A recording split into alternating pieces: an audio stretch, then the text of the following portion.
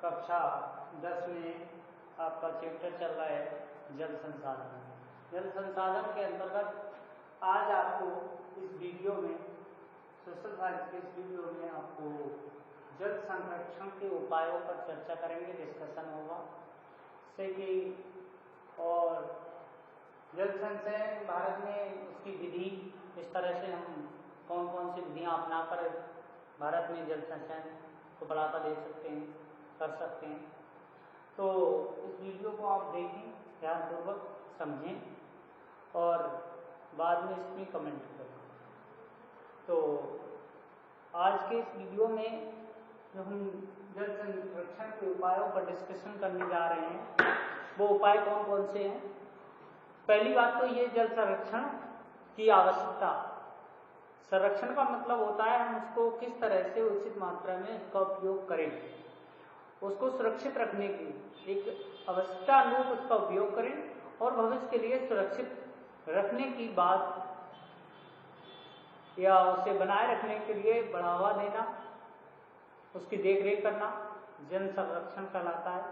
जल संरक्षण संपूर्ण जीव जगत के लिए एक ऐसा उपाय है जिसके माध्यम से जल जैसा प्राकृतिक संसाधन भविष्य के लिए उनके जीवधारियों के लिए सुरक्षित रह सकता है और पृथ्वी पर जीव जगत के लिए ये महत्वपूर्ण एक अवयव है जीवन का।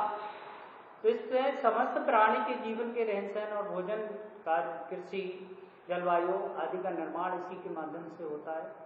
यह अत्यंत आवश्यक है। वर्तमान में मानव क्रियाओं के कारण ये औद्योगिक विकास को बढ़ावा देने के कारण जल संरक्षण में तीव्र गति से प्रदूषण बढ़ा और जल की गंभीर समस्या पैदा कर रहा है। अतः जल के इस गंभीर संकटों से निपटने के लिए हमें जल संरक्षण की आवश्यकता होती है। तो जल संरक्षण के उपाय, पहला है, इसमें दो उपाय मुख्य रूप से सुझाव गए हैं। एक है इसका भूजल प्रबंधन। तो हम भूजल प्रबंधन यानी भूमिगत जल को उसका उचित प्रबंधन करके उसको संरक्षित कर सकते हैं। यानी कि भूजल या भूमिगत जल की जल आपूर्ति का एक महत्वपूर्ण स्रोत है जिसका समुचित और विवेकपूर्ण उपयोग द्वारा ही उसको संरक्षित किया जा सकता है। उसका दोहन उचित मात्रा में किया जाए। इसके लिए भूमिगत जल को सीमित मात्रा में सुनियोजित तरीके से इसका उपयोग किया जाना चाहिए। जल प्रबंधन के महत्व क्या होते हैं। जल प्रबंधन के द्वारा जल की कमी वाले क्षेत्रों में जल को उपलब्ध कराया जा सकता है और जल की विवेकपूर्ण उपयोग करके भविष्य के लिए इसे सुरक्षित किया जा सकता है। दूसरा है इसका भूमिगत जल, जो भूजल है उसको संरक्षण करें या उसका पुनर्भरण करें। तो ये भूमिगत जल के बाद आता है कि भूमिगत जल भूजल यानी भूतल पर पाया जाने वाला जल, इसको कैसे संरक्षण कर लें और उसका पुनर्वहन कैसे करें भूमिगत जल के रूप में। भूजल एक बार उपयोग होने के बाद या पश्चात जल का पुनः पूर्ति लंबे समय के बाद उसकी हो पाती है।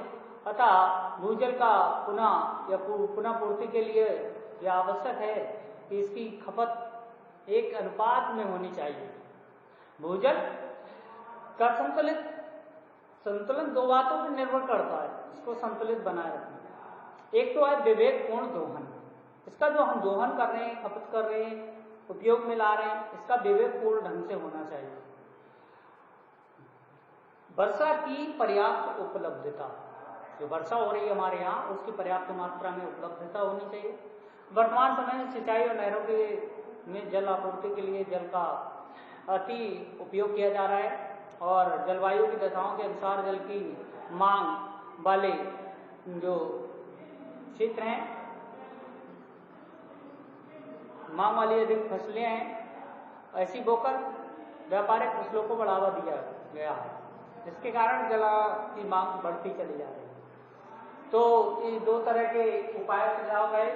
भारत में जल संग्रहण, वर्षा के जल का पुनर्उपयोग करने के लिए, उसका संरक्षण बनाए करने के लिए उसका भंडारण करना, वर्षा के जल को संग्रहण करना या वाटर हार्वेस्टिंग कहलाता है। जल का उपयोग बागवानी, पशु धन सिंचाई आदि कार्यों कृषि कार्यों के लिए किया जाता है। तथा वर्षा के जल संग्रहण पानी की कमी को निपटने के लिए उसका एक वैकल्पिक प्रणाली है।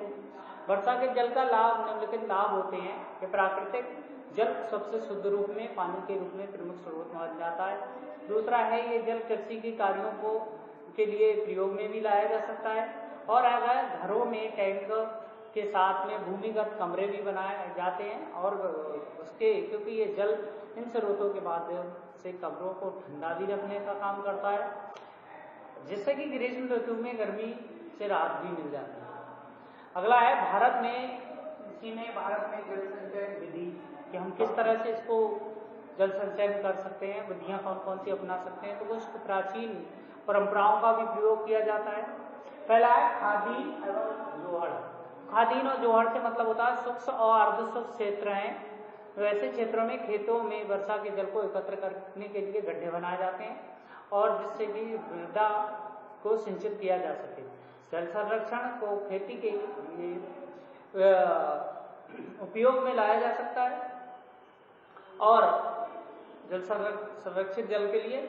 और राजस्थान के जैसलमेर में खदीन और अन्य क्षेत्रों में जोहड़ इसके उदाहरण हैं। तो अगला है इसमें छत वर्षा जल संग्रहण। यानी वर्षा का जल राजस्थान के गुजरात के क्षेत्रों में सूक्ष्म क्षेत्रों में लोगों ने जल एकत्र करने के लिए अपनी छतों पे वर्षा जल को संग्रहण प्रणाली को अपनाया। छत वर्षा जल संग्रहण प्रणाली यानी अपनी छतों पर उसके लिए टैंक बनवा दिए हैं और वर्षा का जल वही स्टोरेज हो जाता है। तो इस तरह से अपने उसका उपयोग संग्रहण विधि के लिए के द्वारा अपनाया है। टैंक ये बड़े बड़े भूमिगत टैंक होते हैं जिसका राजस्थान के सूक्ष्म क्षेत्र में अर्धसूक्ष्म क्षेत्रों में वर्षा के जल को पानी के एकत्रित करने के लिए प्रयोग में लाया जाता है। और ये अगला है बाढ़ और बहिकाएं। ठीक है, तो बाढ़ और बहिकाएं क्या है? बाढ़ जल बहिकाएं तो बंगाल के जिस बाढ़ के क्षेत्र में मैदानों में लोग अपने खेतों की सिंचाई करने के लिए बाढ़ जल बहिकाओं का विकास कर लेते हैं। यानी बाढ़ आई उसके माध्यम से जल बहिका यानी नालियां बनाकर अपने उन क्षेत्रों में जल का संरक्षित कर लेते हैं, गहरी गहरी नालियां बनाकर।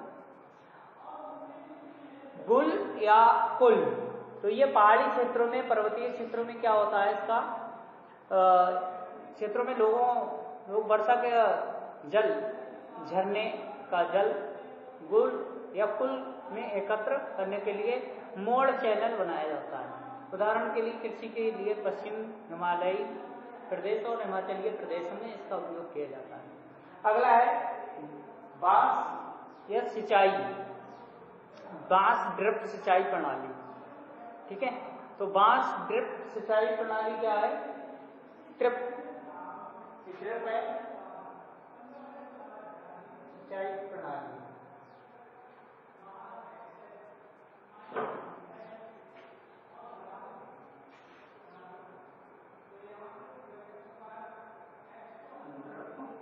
सिंचाई प्रणाली तो यहाँ पर इसमें जो मेघालय में नदियों का व झरनों का जल बांस के से बने पाइपों को द्वारा एकत्र करने के लगभग 200 वर्ष पुरानी ये बुद्धि है।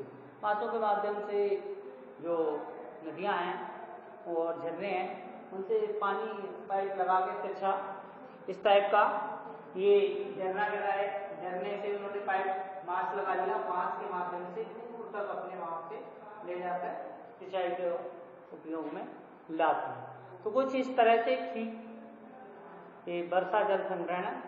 इस वीडियो को आप देखें, लाइक करें, सब्सक्राइब करें, चैनल को कमेंट्स भी कर दें, ठीक है, और शेयर कर दें अपने साथ वालों को, ताकि हमारे द्वारा बनाई वीडियो से गरीब और असहाय बच्चे जिन तक विद्यालय तक अप्रोच नहीं हो पा रही है लॉकडाउन की स्थिति में, तो वो इसका लाभ उठा सकें और उनकी विधिवत पढ़ाई होती रहे। बोर्ड का जो क्लास है उसमें किसी भी तरह का विज्ञान उत्पन्न ना हो। पाठक आपको इस वीडियो में कहीं कठिनाई महसूस हो रही है तो उसके लिए कमेंट अवश्य कर दें, ताकि हमें पता लगता रहे और हम उनकी कठिनाइयों का निराकरण आसानी से कर सकें।